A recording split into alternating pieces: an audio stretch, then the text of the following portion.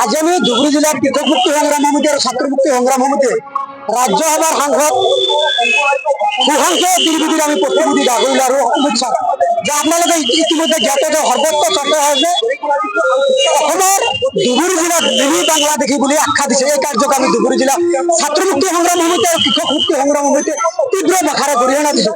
আমি ধুবুৰী জিলা কৃষক মুক্তি সংগ্ৰাম সমিতি আৰু ছাত্ৰ মুক্তি সংগ্ৰাম সমিতিয়ে দাবী উত্থাপন কৰিছোঁ যে সাংসদ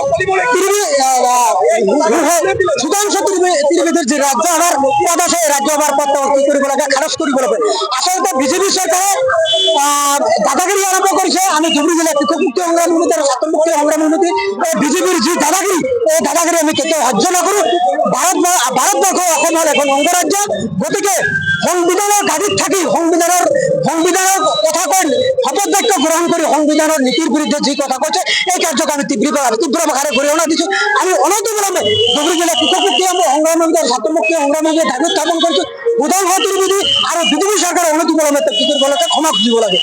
ৰাজ্যসভাৰ সাংসদ সুধাংশু ত্ৰিবেদী তেখেতে ৰাজ্যসভাৰ মজিয়াত যি মন্তব্য কৰিছে, ধুবুৰী অসমৰ ভাৰতৰ অংগৰাজ্য অসমৰ এখন জিলা ধুবুৰী জিলা, আৰু এই ধুবুৰী জিলাক তেখেতে মিনি বাংলাদেশ বুলি কৈছে।